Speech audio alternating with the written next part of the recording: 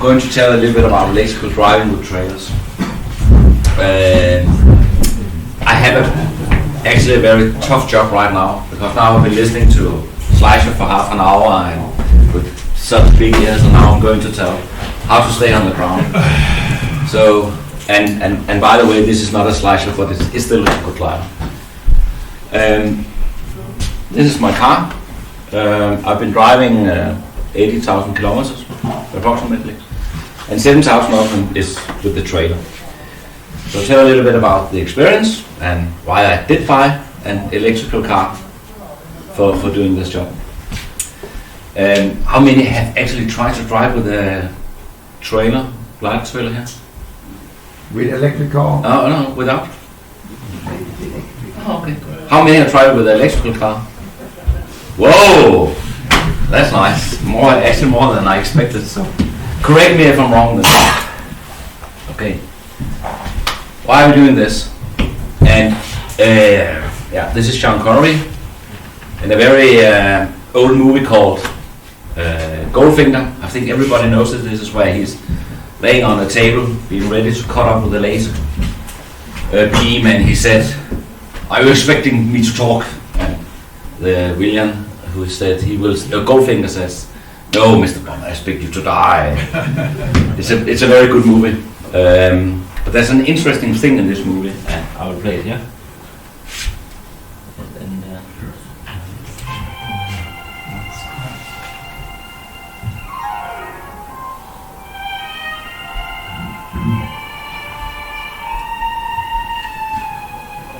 yeah. I'm not going to play anything more, because then we're going to watch the whole movie. You noticed the background? Anybody noticed it? You saw it was probably, you noticed it in Switzerland. I was there last Thursday. I've never been to the Flyvegruppe Pass, and I would like to see it. Oh, yeah, here we are. This is the 28th of September. Still the same hotel. Oh, it's a nice car, but not as nice as this own Rolls Royce. Try to look at the background. Here's the glacier. It's gone. There's a small lake now, and the hotel is closed because there's nothing to look at, because the global heating has taken the glacier away. And actually I was thinking, well, I will never see the sight that Mr. Bond he saw there, and neither with you, children, your grandchildren, or going there. It will take 1,000 years before it's there again. You know the reason.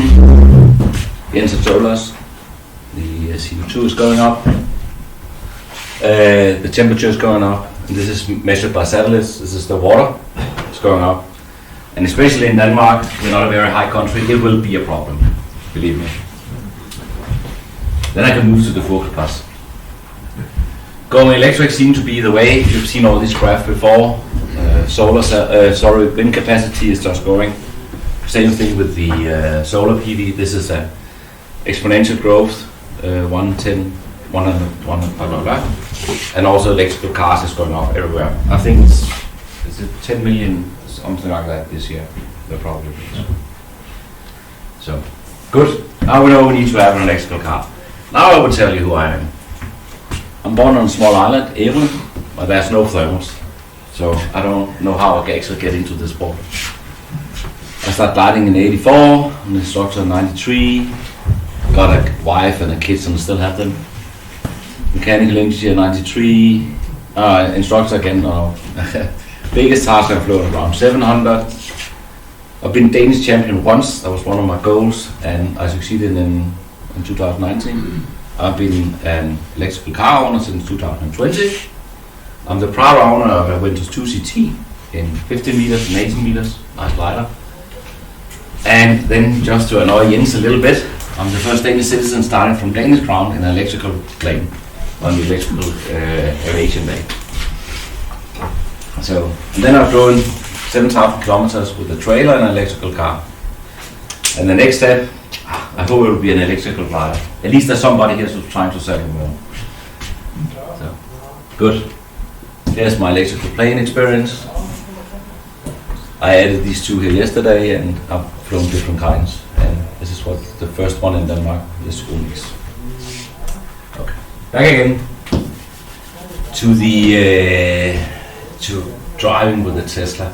I've been following it for many years, and there was actually more or less no cars that you could use in practical for it. I would like very much to reduce my carbon dioxide footprint on the earth, and of course all the economics of the electrical car seem to be a very good idea. And then there's always three good reasons for buying a new car. I want it. Everybody, I think. We want this car, and then we find all the good why we want it afterwards. So. But the first step, I was actually very fast. I will tell a little bit more about why it was a Tesla, but I was quite very early zoomed in so that it's probably the car that can do the job of actually having an electrical car and be able to drive a trailer, which was a prerequisite for me. I'm not completely sure, but I arranged with Jens, who's sitting here saying, can we make a test? Can we find somebody with a Tesla that have a hook, and then we can make a test with the trailer? We wrote an article about it. This is from this article here, and then we found out, okay, what was the power consumption? I mean, we have a very aerodynamic trailers, so we can actually keep it very low. I would say if you're driving 130 without a trailer, with the Tesla, it's probably, if you have a trailer, it's around 90. So it's not that bad actually. This is my first test with the trailer. Here's one from the club. That's an old trailer. It was actually just be driven to the scrapyard. And here's the first time I drive with my own trailer in a cold environment in Denmark. And I think it was 220 watt-hour per kilometer at that time. I was first to this one. Why did I buy it here? So, which car to select? This is one of my friends. He have a girlfriend from Ukraine, and she got there, and we put it in front of the winch. We didn't tow with it actually, but that was the Golf. But it doesn't have any. You cannot hook anything on it behind, so that was not interesting. So basically, there was 4 possibilities 2 years ago. There was the Audi e-tron, the Tesla X, Mercedes EQC, and then the Tesla 3. And then I selected this one here due to very good reasons. This one was the cheapest one. The other one, the German one, that was very heavy, very expensive, and sorry to say, they was not as aerodynamic as a slicer. They have a lot of resistance, so they're not. You need to charge them quite often. Tesla X was simply just too expensive and too complicated with this Falcon box, so I was not interested in this one. They will fail in the middle of Siberia in a snowstorm. Probably, yeah. Eventually. So, why Tesla 3? Yeah, it was the first and the cheapest car that could tow 1,000 kilograms. It was basically there was then 2 variants to select between, and I selected the long ones. It has the best aerodynamics. It's the most sleek car at this time. Now I think Mercedes have something that is even more sleek, but they're quite expensive.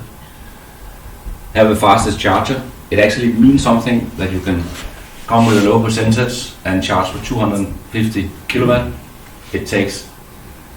I was actually measuring my wife when I was driving to Switzerland a few weeks ago and said, how much can I actually charge in percentage? While my wife, she went for the bathroom, 25%. And a complete launch, if we have that, is we actually need to go out and disconnect the charger before we finish with the launch. So, chargers is very important. I was looking very much at the network, where can I actually get my car charged? And Tesla did have probably the best network at that time, and they still have a very good one. It's a very simple one. And then there was the most experienced electrical car manufacturer at that time. They built, I don't know, a few 100,000 cars, so that was important. I think it's the most modern car. People can say that they are a new car manufacturer and they make mistakes, and they do a lot of it. It's a 2,000 kilogram iPad. This is the philosophy of a Tesla. If you go into it, it's a very simple car, but it's centered around this big screen. You like it or you not like it? I don't know. Why not a Tesla screen? To be honest, it's best for 2 persons. You can sit on the back seat not for a long time. The hook system, putting a trailer on this one here, actually putting the hook up and get it connected electrical. I don't know who have done it, but he should be punished. It's not very well made. You need to lay down and put it up and so on. So it's not very good. Maybe it's too strange for grown up people. I mean, old glider pilots. And I think Tesla Y is probably the car to buy if you want to do it. Most of the things on the Tesla 3 is actually correct on the Tesla Y. So how is it to drive an electrical car for long distance? It's actually like flying a task in a glider. It's the same principle. This one here is from Hardenberg. Charging my car, and we have lunch meanwhile. And this one here is from Sweden, by the way. But how do we do it? I mean, how do we get as fast as possible to the other end of the world? Okay, I think that. Yeah, I jump 2 front and then 1 back again. No, sorry. Where is it? Okay, I'll come back to how you should drive it. Sorry for this one here. Experience long distance driving with the Tesla. The Pro is insanely stable car. It's a very stiff car. You cannot feel the trailer in anything. The castle hills, I think you know them. They are not there. You just drive straight to them. You can overtake anything. I mean, you have 400 horsepower. Overtaking is as easy, I don't know. And there's a very good charging network. It's a mess when charging. They're simply not built for it. You need to have the trailer off and you need to disconnect it. I actually bought an extra cable so it was easy for me to charge the car. And then the charging network is too far away from the autobahn, a lot of places. And it takes a few minutes extra every time. Could be very nice if that was very near the autobahn. Did you only use the Tesla supercharger or did you use some other? Only the Tesla. Mm-hmm. I'm a lazy guy. Maybe you have other experience, but I mean you just go in, click, and that's it. You don't need to do anything. You don't need to negotiate and so on. It's working very flawlessly. Probably, Peter, you have other experience with other networks. That's easy. Yeah, of course. Maybe I should try one night. Yeah. What can I ask? I know yes, that go ahead. I know that some of the charging companies and also the Tesla, they are thinking of including more space for the charging if you have a trailer with you, so you don't need to unhook it. Have you seen that several places? There are a few places in Norway. I have without a trailer. I found a few good places in Norway. There's a few places in Denmark where you can do it. Yeah. So they are changing it. Yeah. So they're placed for a trailer. Yeah. Good. But I think 70% of the time I need to unhook the trailer. Okay. So. How is the Tesla 3 as a glider competition car? I mean, we need to get it on the airfield. First of all, if you're in France or maybe in Hungary, you have legal air conditioning on the grid. You can just let it running. I don't know, maybe you can let the engine running as well, but there's power enough to just sitting there and waiting. This is very good. It's fantastic to tow gliders on the airfield. I can actually just turn on the camera on the back and look at how does the glider have it while I'm towing it. So that's a very nice feature. And it's easy to get on the scale because you can just look at the camera and say how should I hit it. So cons. It's a very aerodynamic, very nice car. I don't like to go into the fields with it. Could be very nice if I could raise it 10 centimeters, something like that. It's difficult to get tail dolly, wing dolly, and tow bar into the car. You need to be a little bit creative. So it's not perfect in that way. I think the Tesla Y is much better, and there's a limited space on the back. So here's the longest trip. I just took it from a better route planner. I charged some other places and I was also driving to Jutland, but it's typically something that looked like this one here.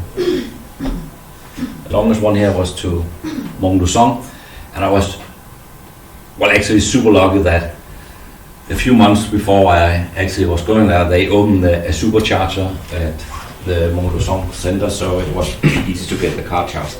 But actually, I just charged it in the night, turned a little bit down for the amps, and then charged it at the house we was renting. Can I ask Morten, could you, this is with a trailer, so could you actually go all the way to Hamburg from Copenhagen with a trailer without recharging? That was the first charging stop. The first charging stop says 14 minutes. Yes, I could do that. Okay, so this the first one I calculated was actually going to Rødekro. Okay. So I would be there, around this. Yeah. And this represents reality. These represented this. Okay, that's I think the longest one I drove was around 300 kilometers. Okay, 4 hours, roughly 4 hours. Yeah, 4 hours. Yeah. People need a break anyway. You need a break. Yeah. Sooner, yeah. But there's something wrong with the algorithm in the car. I'll show that. Did you use the Tesla navigation or a better route planner?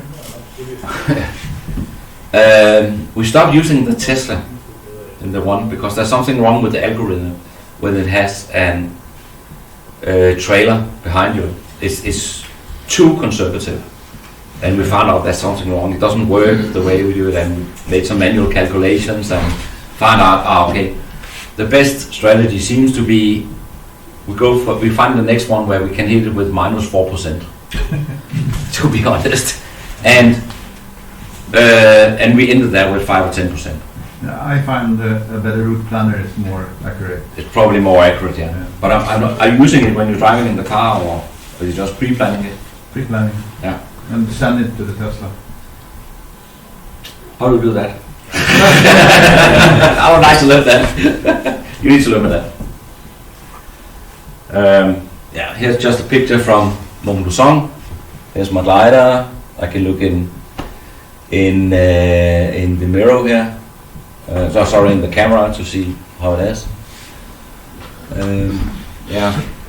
The funny part is that it have a recognition system that it tells you what is in front of you, and it recognizes the car. It doesn't recognize the glider, but it thinks it's a man walking behind that car. So a few of these funny things, but otherwise very nice. To this one here. Here's a part of the problem with the algorithm, that the gray one is estimated and this one is the actual one, and I think this one here probably started way below this one here. So it raises, and when you're getting to the bottom it's actually even more conservative, and it took us a little bit while to find out how it was working. It probably cost us 20 minutes extra. I did a lot of calculation to find out all the good reasons to my wife to say I want a Tesla. So that was a lot of Excel sheets, a lot of calculations. And I convinced myself, oh, this is going to be a splendid idea. And you made the elephant's trunk wiggle. Yes. And well, she's actually quite happy for it. Okay. So can I get it from my wife too? Let your wife try it. Okay. Yes. No and chance. Okay. Have you tried that with a glider for your wife? I'd like to do that. Maybe I should do that. I do it in a little bit different way, but it takes a very long time to convince her. Maybe it's the time for a new glider. I mean that's how it is. Actually, if you look at the Tesla, don't call me Elon Musk fanboy, please. But actually, if you look at the Tesla as a product, it's insanely simple. It's very, very simple car. It's not an advanced car. It's only have more or less 2 engines, some batteries, mechanical part, and then a lot of electronics. I used to have an Octavia 1.6 TDI, DSGD, whatever. And I think there was around 70 buttons. I think you can press somewhere in the car. And now I have 10. They have reduced the complexity in the car to a very low level. And so if you're interested in reducing complexity, try to look at the Tesla. They're making an awful lot of money on this car. It's a very, very simple car. Okay, so how to get the best average speed? Start with, in the morning, with maximum state of charge. Start the task with maximum height. Of course you will do that. Good aerodynamics, makes sense. Good charging network. Find the good thermals. High charging speed, good climb. No waiting time. It really, if they have waiting time in the chargers, that costs a lot of your average speed. So it's like centering the thermals fast. Get to the charger with low state of charge, like going with 170 and you go until you have the 5 meters in 300 meters. That's the way to do it. But here I know where the chargers are. That's a good thing. And preheated. And preheated as well. That helps a lot. And Tesla does it completely automatic, and that helps a lot. And then arrive at a place with the destination charger in the evening. It's a little bit, I forgot to say it here, but low finish height. But that's if you can go to a hotel where you can charge your car, then next morning you are fully charged up, and then you can go again.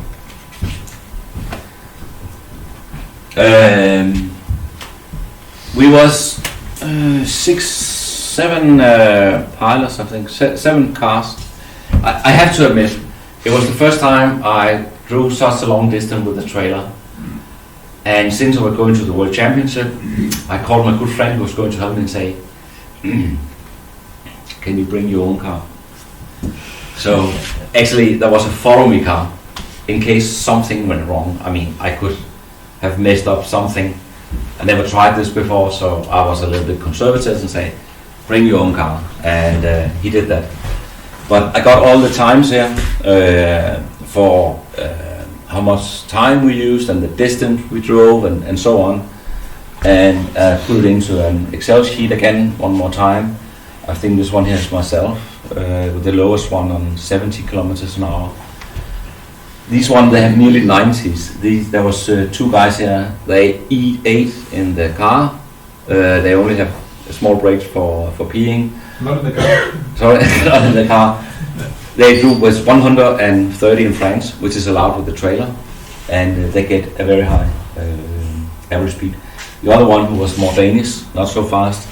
We have more or less the same average speed. And this one here is my good friend Lars. And he was driving his Skoda with a normal speed, and he ended up actually lower than these guys here. They was driving very fast with the trailer. And this is what Google said I should have 100 kilometers. Better route planner, by the way, 75. So it wasn't that much actually.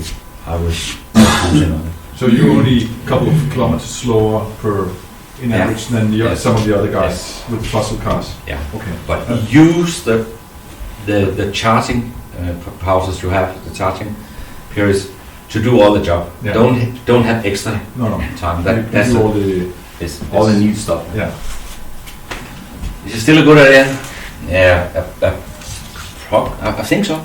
This one is Rasmus Ørskov going to Hungary, and he has bought himself now a Tesla Y, and here is his Ventus 3 behind. This is Christina, and she was in England, and then this is her Tesla and her LS1, I think it is, and they're also charging. And again, look at it. It's not a very good way of taking all the places, but actually it also shows, and I'm not making any commercial, not getting any money from Tesla, but it is a little bit like this one here. There's a lot of places everywhere to charge your car, at least in Europe. And this was the average she have, and I was more or less the same thing. That's very, very good average. That's very low consumption. Very good. I think that's it. What's on the screen there? You could watch something in the brakes. Up here? Yeah. Yeah, well, actually, it's the 34th with the Robin flying. So if you are feeling bored while you're waiting or charging or waiting for your wife shopping or whatever it is, doesn't really matter. You have YouTube and you can go in and look up whatever you like. It's Aerotow. It's a 33. Oh yeah, I remember this one. This was the one with the landing. Yeah. Okay, good. The other one was a suggestion. I come with I should find out if there was room for an electrical engine in and turbo. So, if you can fold the propeller, I think there's room enough. So now we have the idea. Any questions? Do you spend more money on electricity now than Yes. 2 years ago? Yeah. Do you know how much? It's the Tesla charging work is not that expensive, but it's more expensive at home. I don't have an overview of it, but I can see it. Okay. I'm waiting for the wind to picking up again, to be normal times. As soon as the wind is just growing a little bit in Denmark, it's cheap. Okay. Any other questions? Thank you for your time.